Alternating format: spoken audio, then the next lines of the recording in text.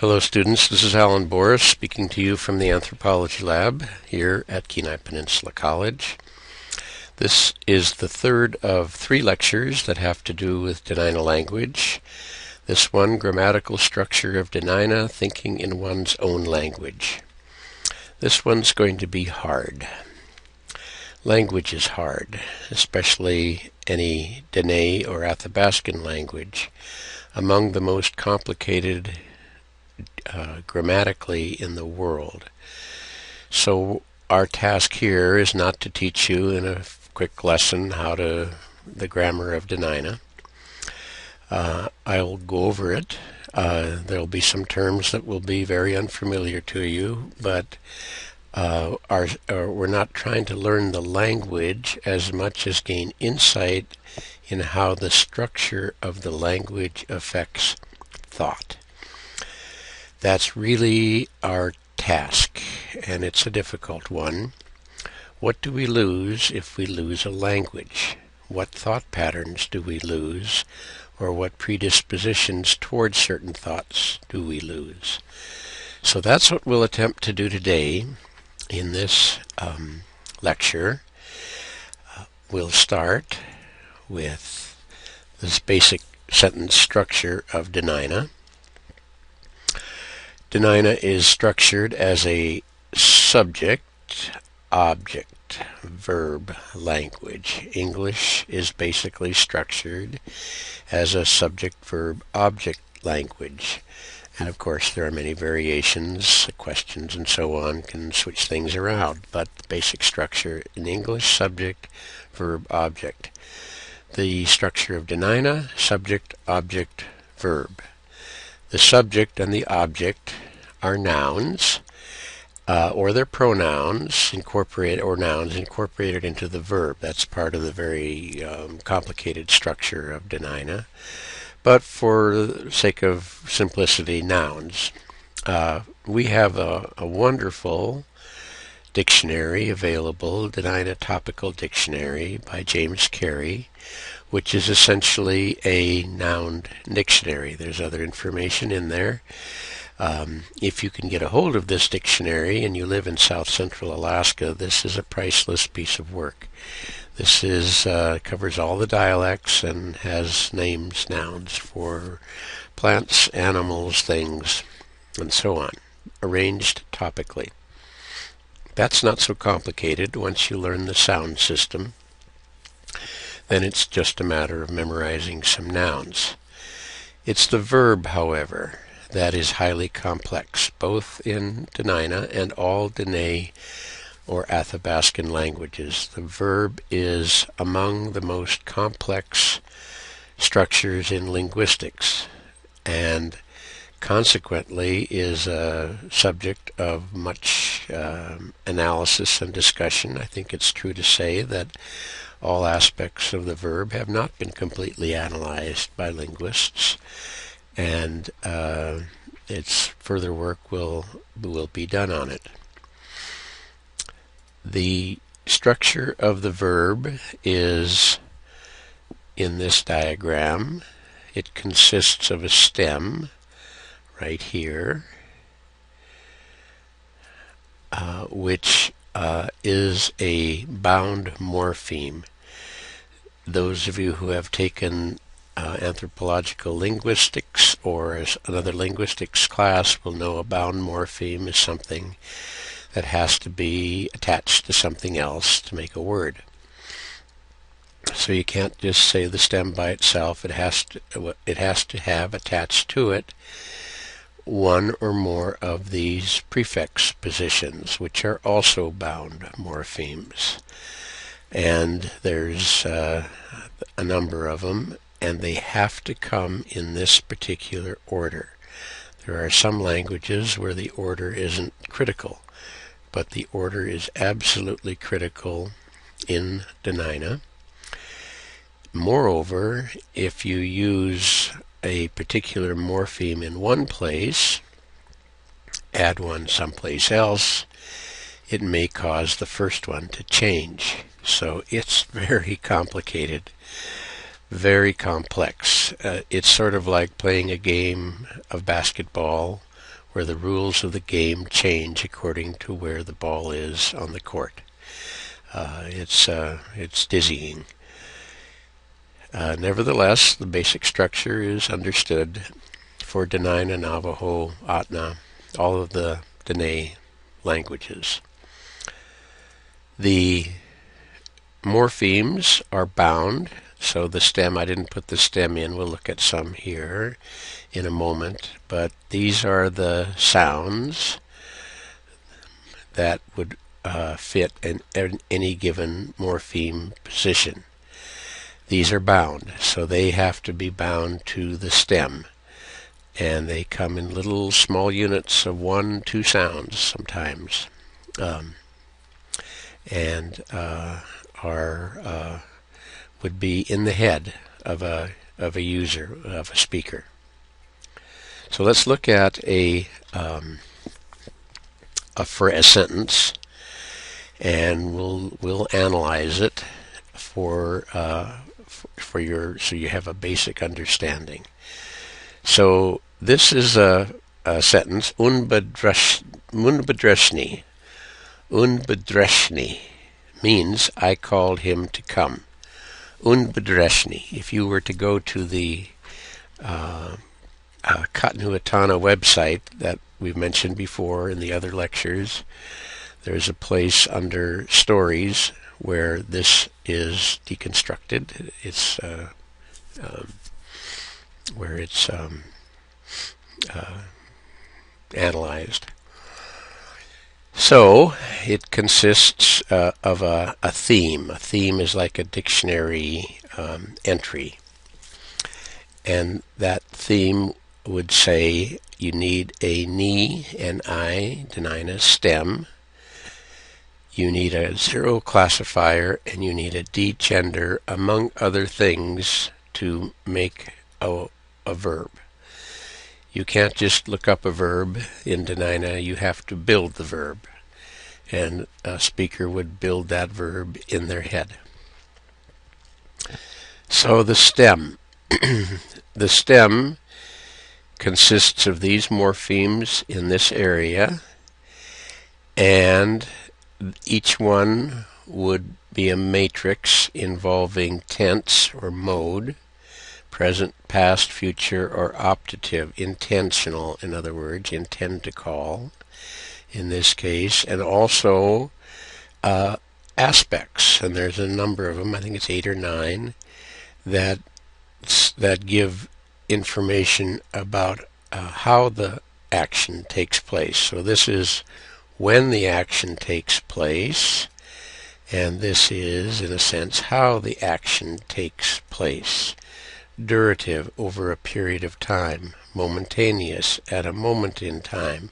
For example, our two will show examples of. And each morpheme then would represent which of this matrix we're talking about. So you would put that here. In this case, we're saying I called him to come. It's past tense or perfect, another way to say that. And it's durative. So it's this one right here. So that one is put here. Now you'll notice that this is the same one. We'll come to that in a moment. The theme requires a classifier. In this case, a zero classifier. There are a number of classifiers, 0, L, Bard L, D. They seem to be a remnant of an earlier grammatical form in Dena'ina and don't convey direct information, so the information's down here. But they've got to be there, or it wouldn't make sense. In this case, we're saying I called him, so this is where the inner subject pronoun goes, esh. Esh means I. So I did the calling. It's the subject pronoun. This complex here further specifies redundantly the mode and the aspect. So the GH plus I is going to indicate we're dealing with past tense. So that specifies this knee and I from this knee. So that knee is past tense, past, and further specified by morphemes in this position right here. GHE and an I. The theme also requires a D gender. So gender is a term we will talk about in a moment because it's a very interesting part of Dene languages. Gender here doesn't mean male or female. Gender means a classification system. What classification is it? So there's a whole matrix of genders. In this case, the D gender, which is specified up here, means you're dealing with the perception of sound. So we're calling, right? We're making a sound. We're calling someone to come. Further out is the object pronoun. So here was the subject pronoun here. Now we've got the object pronoun here. So this is the object pronoun in this area here. So him, I'm calling him. Just as a sidelight, in Dena'ina, the same morpheme, BE, would refer to her. So it doesn't distinguish between them, but you would know if it's a him or a her from the context of the sentence. And here's an adverb. So means come. So literally speaking, from left to right, come, him, we're dealing with a perception of sound. It's past tense. I'm doing the calling, and this says that calling is the verb stem. So there you go. Your first sentence for most of you in Dena'ina. Complicated but doable. Un bedreshni. I called him to come.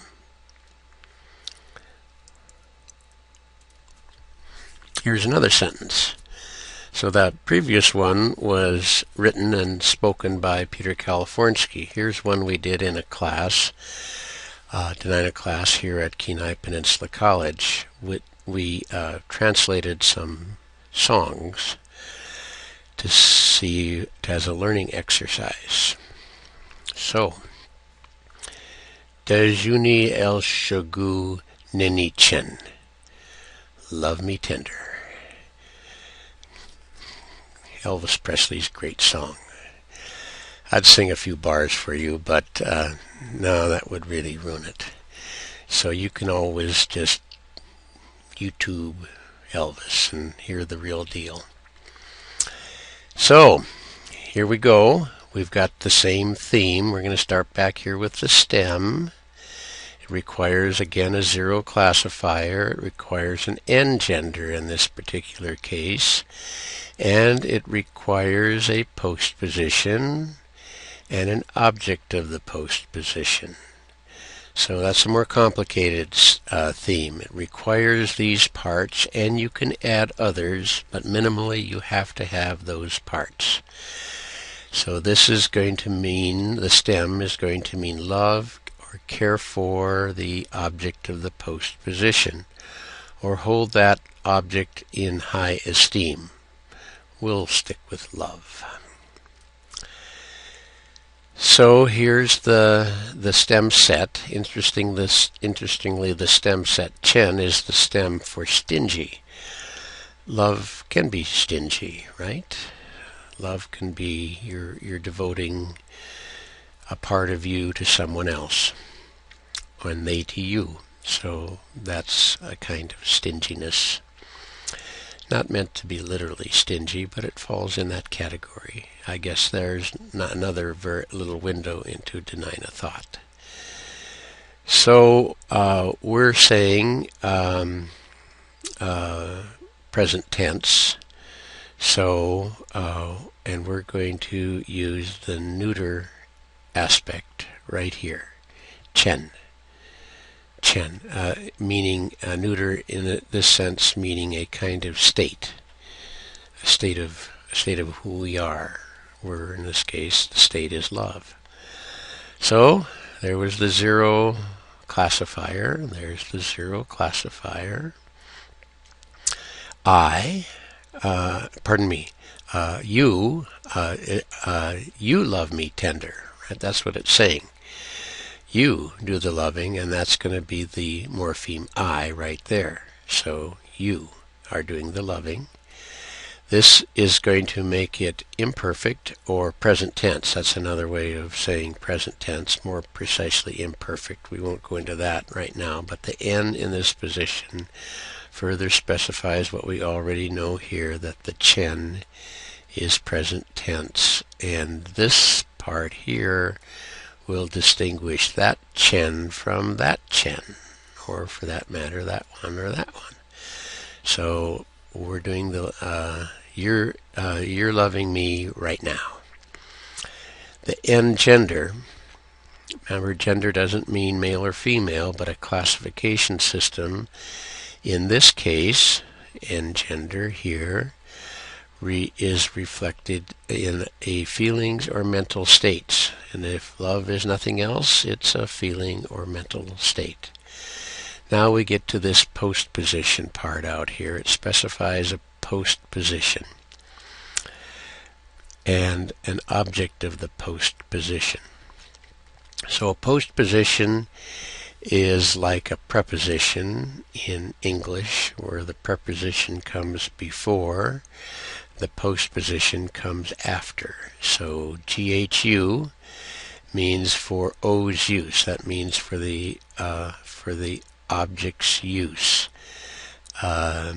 Used in giving a gift or courage, or in this case giving love. Love being a gift. So you give that to me. SH. To me. You love me. So there's not an actual word for love. So the closest I could come, not an actual word for tender that I could find.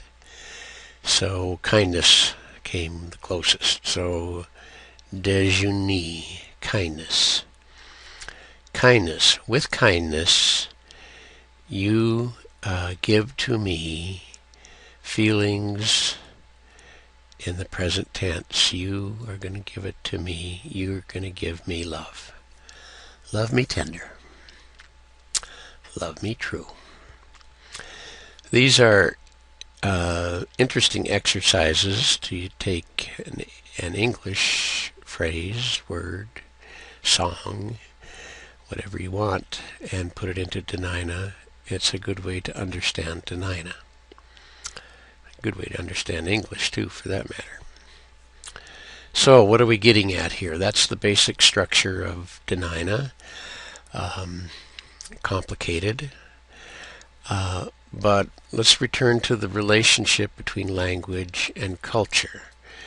So a few quotes, and I used a couple of these earlier. Sami language is the map of Sami reality. Israel Ruang. For the Southwest Navajo, the Dene. Language is a social construct. It is a blueprint for thought. Blueprint for thought. Behavior and social and cultural interaction and self-expression.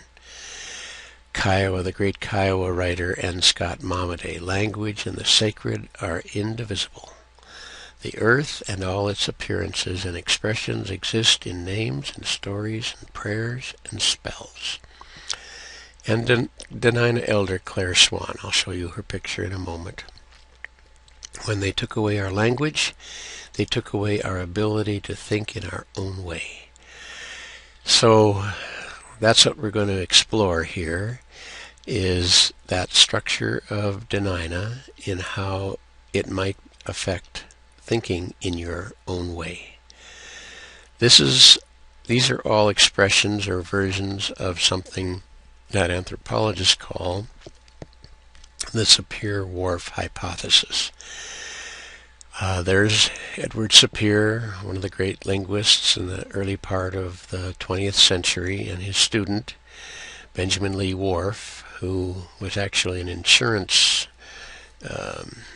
actuary and took a class from Sapir and became fascinated with language. And together they wrote a number of articles that has come to be called the Sapir-Whorf hypothesis. They never used the word hypothesis, by the way.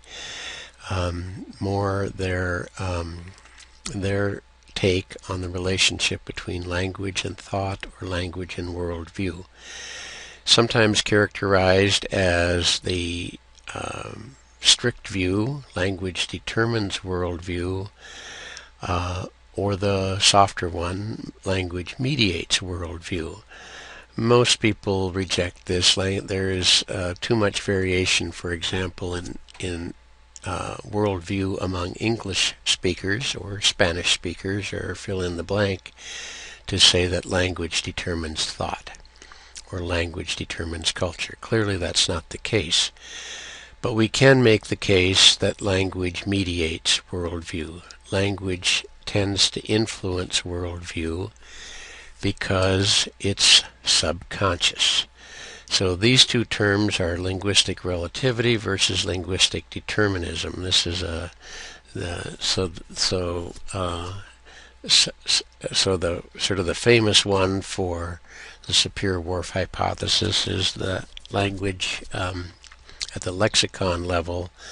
Language influences thought. Inuit words for snow. They have lots of words for snow. English, not so many.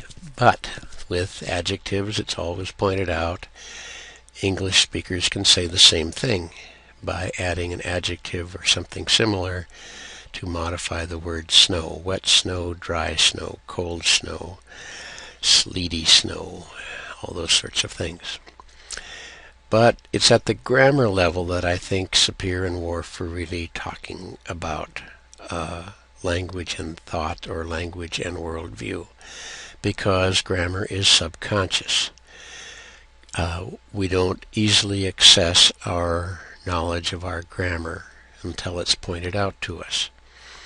Same with Dena'ina speakers. It operates at a subconscious level. As a child learns language, they learn the grammar of the language, so that at some point they can say a sentence that they've never heard before.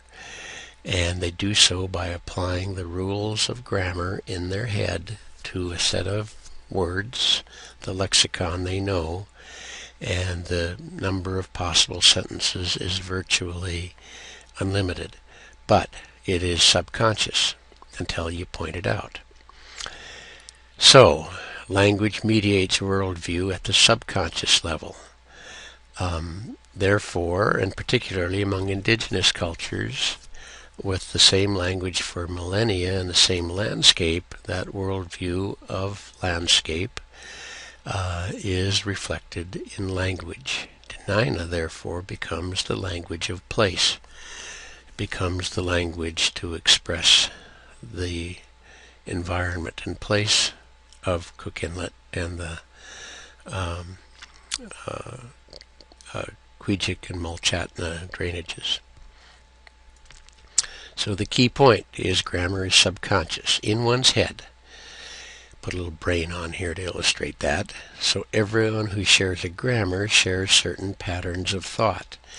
Not hardwired, reflected in the language, but certain predispositions to think certain ways because of the way the grammar is constructed, and everyone shares it who speaks the language, and it's subconscious. So, there's Claire Swan, a painting of her in the Tribal Center in Kenai. So we're going to look at a few examples of language and Dena'ina worldview, the relationship between them. We're going to use linguistic terms, STEM aspect categories, noun classification system, and a singular dual versus 3++ plurality. So here we go. So these are the STEM aspect categories. We already talked about durative and was it momentaneous? I'm calling him to come. Calling and calling, actions over a prolonged period of time. So that embedded in the use of that particular stem was the additional information that I'm calling over a long period of time. If I just called once, then the actions would be at a single moment in time. I called him to come. So that's at a momentaneous. So these aspect categories are the ones built into the grammar of the language. Conclusive indicates closure of or conclusion of an action. Continuative, a series of punctual actions like chopping wood. Customary, actions which are done regularly over a span of time. Subsistence fishing. Distributive, a series of actions performed one at a time and separated by a period of time. So on down the line. Perambulative, movement with no particular purpose, or here and there. Hunting is often described as perambulative, although not with no purpose, but here and there. You're sort of going, you're looking for game, you're not marching, hiking a trail to a certain place. Repetitive, I'm skipping around here. Unanalyzable repeated actions. We'll come back to that one in a moment. A single act, simulfactive, out of a possible series. All of these aspects here would be in the grammar and would be categories of action that people would have in their head. You don't have those built into your grammar, nor I, in terms of English and Spanish and Swahili and whatever. Don't have these. This would, however, be categories of action that every Dena'ina speaker would know. So let's see how this might influence how we might talk and think. So here's the stem set for the root chish, to dance. So all of these examples, by the way, are from Jim Carrey's draft of a noun of a verb dictionary. So here's tense again up at the top, and here's two aspects, momentaneous and repetitive, to dance. So this is present, to dance, and this is repetitive, to dance. So if you say I am dancing using the repetitive action, it would be, here's the stem, I won't go through all the other stuff, ka'eljesh, repetitive aspect. If you say I am dancing using the momentaneous aspect, oops, got off the chart there, it would be ka'eljish. The I and the E make a big difference. This makes it momentaneous. Momentaneous means the actions are occurring at a single moment in time, but repetitive means unanalyzable repeated actions. So in modern Western terms, this would be like ballroom dancing, analyzable, 1, 2, 3, 1, 2, 3, or ballet versus rock and roll. Unanalyzable repeated actions. Been a long time since I've danced to rock and roll myself, but I know enough to say it's not very analyzable. Embedded in the grammar. Embedded in the grammar are these patterns of thought, and when you express it, you would know it. So if someone were talking about a potlatch dance, for example, they would inevitably use the repetitive aspect, because a potlatch dance cannot be analyzed into specific actions. It's meant to be felt. It's meant to be expressed. and we would refer to that as a liminal state. Liminality, where you are not in the where you're in the moment. You are not thinking about the car payment. You're not thinking about the next assignment. You are in the moment, a liminal state. In traditional Dena'ina terms, you would be in a separate mental space. And everybody would know it. Everybody would have that category, and it be reflected in the grammar. Relationship between grammar and thought, and grammar and worldview. Here's another example, quite different. This is the noun classification system.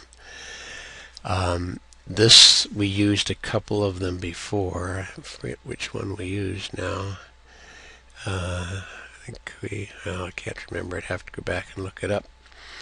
At any rate, these have to do with classifying essentially the noun.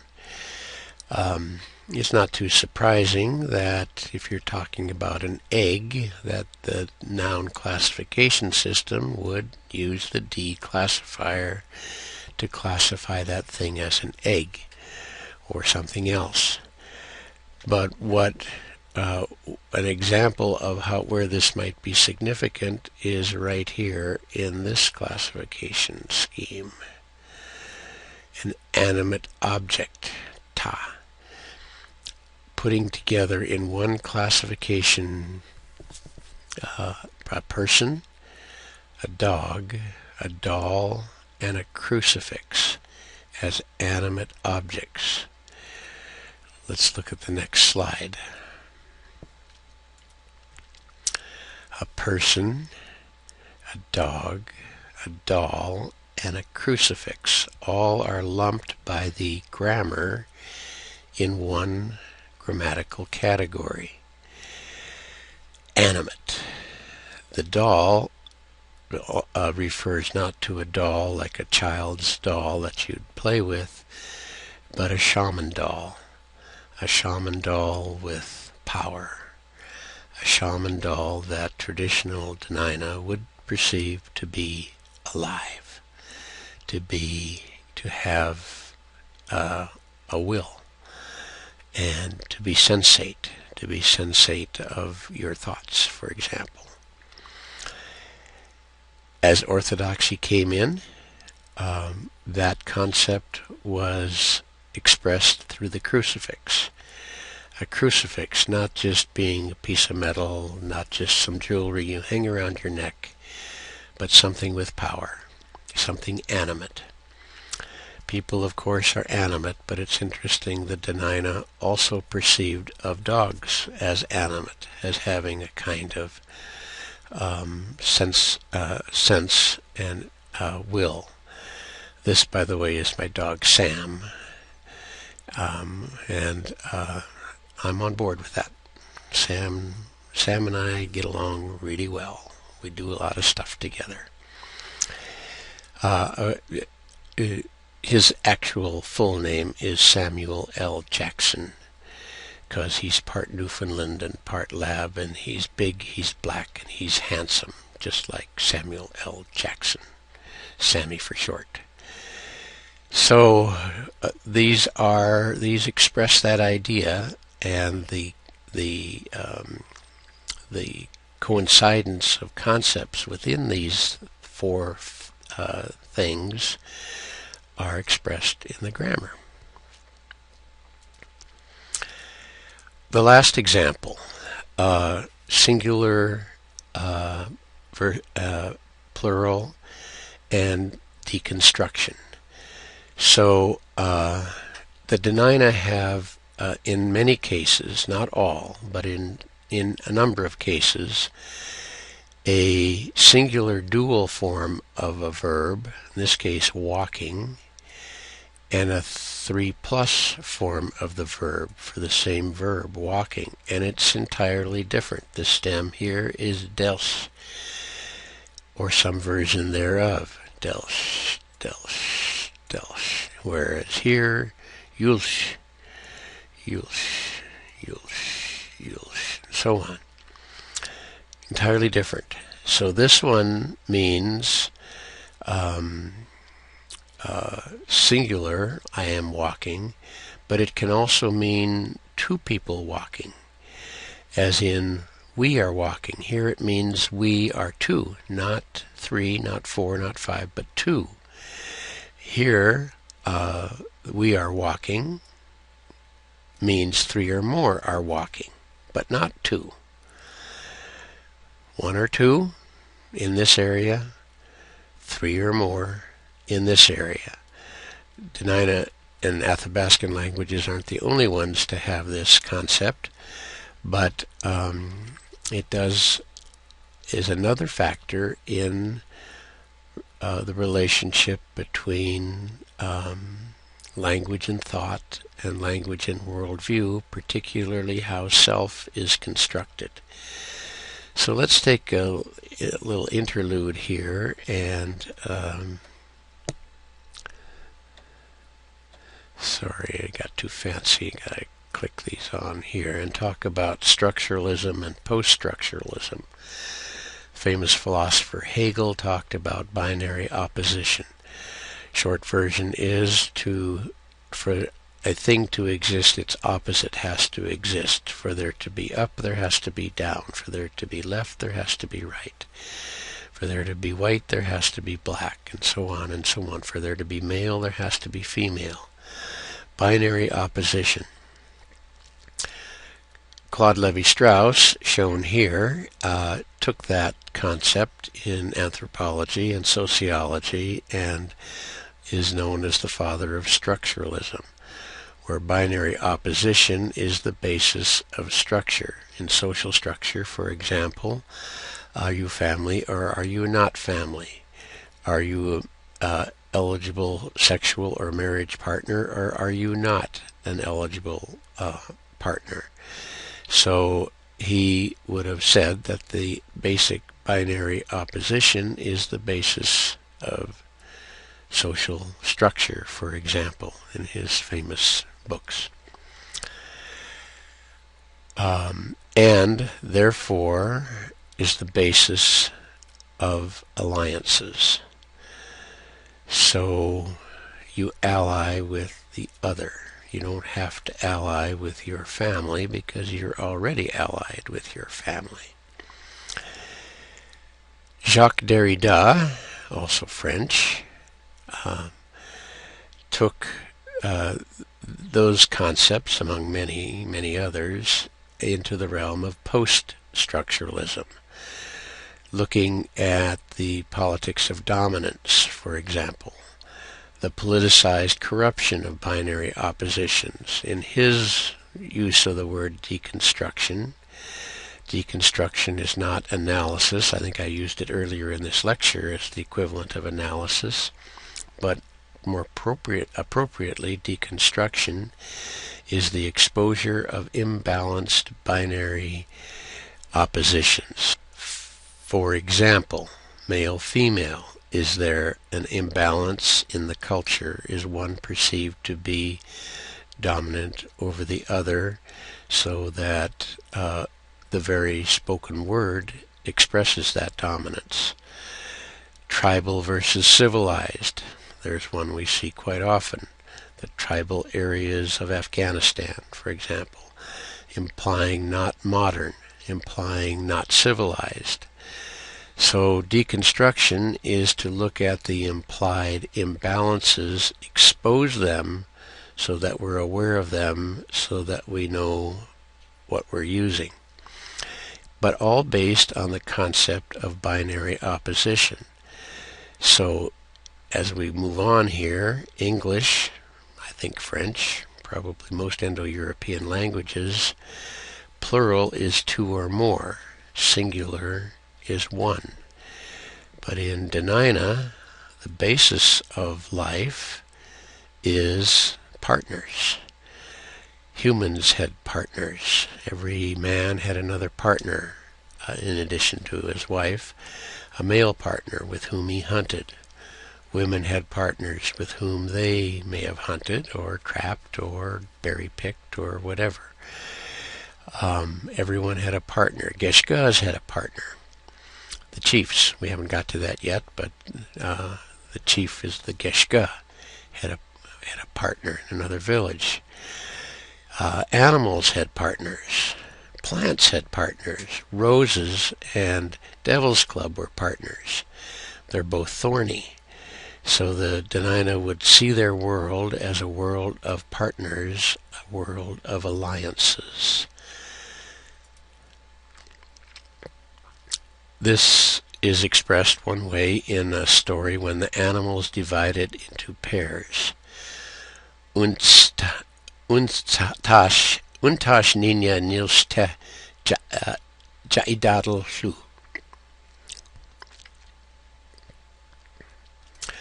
In the beginning, they say the animals divided into pairs. They would talk together, and they would take one another as partners. They said, "You will be my friend." And it goes on to describe who was partners with whom. Partnerships, alliances, not binary oppositions, but partnerships.